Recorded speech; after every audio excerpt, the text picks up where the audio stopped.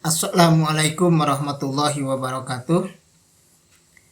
Alhamdulillahirabbil alamin wa bihi nasta'inu ala umuri dunya waddin wassalatu wassalamu ala asyrofil anbiya'i wal mursalin wa ala alihi wa ashabihi ajmain amma ba'du. Alhamdulillah sahabat semua, kita bisa dipertemukan lagi melalui media YouTube ini. Mudah-mudahan segala apa yang kita lakukan dinilai ibadah oleh Allah Subhanahu wa taala. Baiklah, pada kesempatan kali ini saya akan kembali menyampaikan sebuah hadis dari Rasulullah SAW mengenai saum Ramadan ya. Saum Ramadan yang diterima dan yang ditolak. Yang pertama saya ingin menyampaikan hadis dari Abu Hurairah yang diriwayatkan oleh Imam Bukhari. Bunyinya adalah sebagai berikut. Hadisnya lengkap ya. Bismillahirrahmanirrahim. An Abi Hurairah radhiyallahu anin Nabi sallallahu alaihi wasallam, man qama ramadhana lailatal qadri imanan wa ihtisaban ghufira lahu ma taqaddama min dzanbihi. Wa man shoma ramadhana imanan wa ihtisaban ghufira lahu ma taqaddama min dzanbihi. Rawahul Bukhari. Artinya, barang siapa yang berdiri pada waktu malam di bulan Ramadan, pada malam Lailatul Qadar,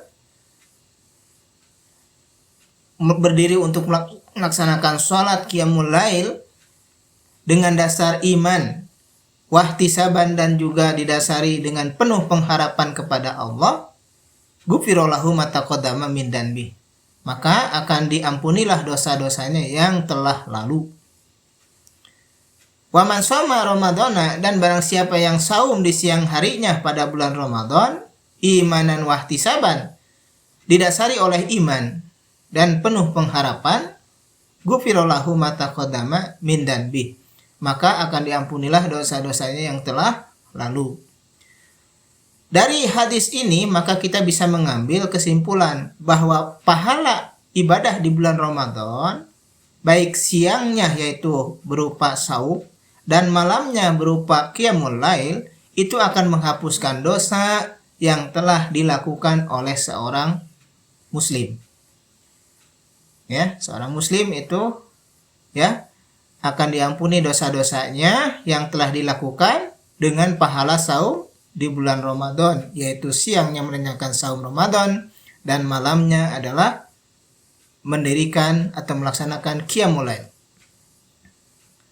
Nah, itu janji Allah melalui Rasulullah SAW, pahala orang yang saum kalau saumnya diterima oleh Allah Subhanahu wa taala.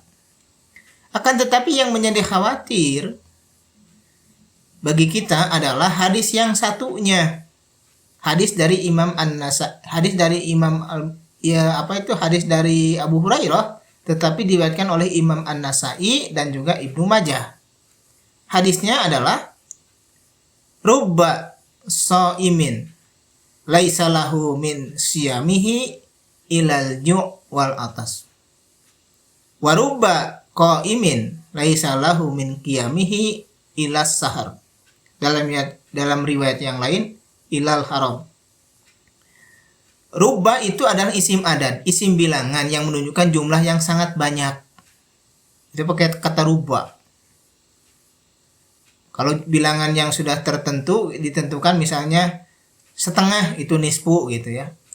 Sepertiga as-sulus, seperempat ar-rubu, seperenam as-sudus, seperdelapan as-sumun, 2/3 sulusa. Nah, itu disebutkan itu ya. Tetapi kalau tidak disebutkan secara pasti banyaknya itu, maka disebutnya itu rubba. Alangkah banyak, saking banyaknya. Jadi kata rubba ini kalau dibandingkan dengan angka misalnya 10 gitu ya, rubba ini bisa angka 6/40 atau 7/30 gitu ya. 6/4, 7/3, 8/2, 9/1, misalnya seperti itu. Itu kata rubba, pokoknya lebih banyak aja. Maka kata Rasul, alangkah banyak orang yang saum tetapi tidak mendapatkan apa-apa, tidak mendapatkan pahala dari saumnya kecuali lapar dan dahaga. Jadi kebanyakan orang yang saum itu tidak diterima gitu saumnya. Jadi ditolak oleh Allah, disebut mardud gitu ya. Sehingga tidak mendapatkan pahala apa-apa. Kecuali hanya lapar dan dahaga. Dan juga alangkah banyak orang yang berdiri pada malam harinya melaksanakan qiyamul lail tapi tidak mendapatkan apa-apa dari berdirinya kecuali hanya bangunnya saja, kecuali hanya capeknya saja. Begitu kata Rasulullah itu. Mendengar sabda Rasulullah seperti itu, maka para sahabat sangat khawatir sekali kalau ibadahnya tidak diterima. Karena Nabi mengatakan sangat banyak, berarti kebanyakan tidak diterima saum manusia itu. Salat manusia itu kebanyakan tidak diterima, yang diterima cuma sedikit. Maka dari itu para sahabat memperbaiki kualitas saum, kualitas salatnya agar bisa diterima oleh Allah. Yang kedua, tidak selesai memperbaiki kualitas salat dan saumnya, tetapi memperbanyak doa kepada Allah setelah selesai Ramadan. Dengan memperbanyak doa seperti doa Nabi Ibrahim dan Nabi Ismail ketika selesai membangun Ka'bah. Apa doanya? Rabbana taqabbal minna innaka antas samiul alim wa tub alaina innaka antat tawwabur rahim. Ya Tuhan kami, terimalah ibadah kami. Sesungguhnya Engkau Maha mendengar, Maha mengetahui. Wa tub alaina, dan terimalah taubat dari kami. Sesungguhnya Engkau At-Tawwab, Engkau Maha penerima taubat, Ar-Rahim, Engkau Maha penyayang. Itu doa dipanjatkan oleh para sahabat selama 6 bulan. 6 bulan. Merasa khawatirnya itu, sangat khawatir ibadah Ramadannya itu tidak terima itu. Kekhawatiran itu berlangsung selama 6 bulan. Sehingga para sahabat membaca doa itu selama 6 bulan. Dari mulai bulan Syawal sampai bulan Rabiul Awal. Syawal, Dzulqa'dah, Dzulhijjah, Muharram, Safar, Rabiul Awal. 6 bulan. Baru setelah selesai 6 bulan membaca doa itu, para sahabat membaca doa lagi, yaitu ingin disampaikan lagi kepada Ramadan tahun berikutnya. Allahumma balighna Ramadana. Ya Allah, sampaikan lagi kami kepada bulan Ramadan yang akan datang. Itu para sahabat itu begitu, kekhawatiran para sahabat itu. Maka dari itu, sahabat semuanya, kita tirulah para sahabat. Bagaimana sahabat Rasulullah itu berjuang mati-matian memperbaiki saumnya, memperbaiki sholatnya. Karena Nabi mengatakan, ibadah saum itu bukan hanya menahan makan dan minum, tetapi menahan ucapan dari yang lago dan rofas, kata Rasul itu. Ucapan yang sia-sia dan ucapan yang tercela. Itu juga harus dijaga, kata Rasul.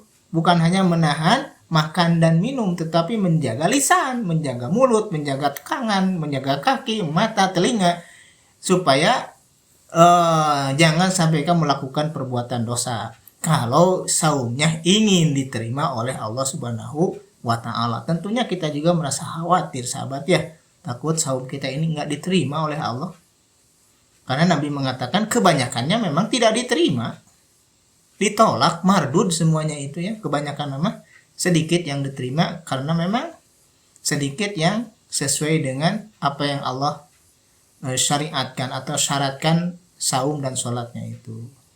Itu mungkin yang bisa saya sampaikan. Maka dari itu, kita dari mulai sekarang perbaikilah saum kita, jaga lisan kita, mata kita, telinga kita, tangan kita, kaki kita dari perbuatan dosa, dan juga perbanyak doa kepada Allah agar saum kita diterima seperti doa yang tadi ya. Mudah-mudahan bisa hafal ya.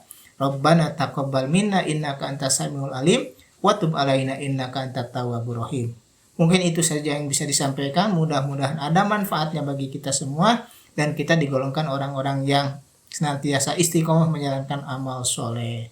Kita tutup dengan membaca doa kifarat majelis. Subhanakallahumma wa bihamdika asyhadu an la ilaha illa anta astaghfiruka wa atubu ilaik. Wassalamualaikum warahmatullahi wabarakatuh.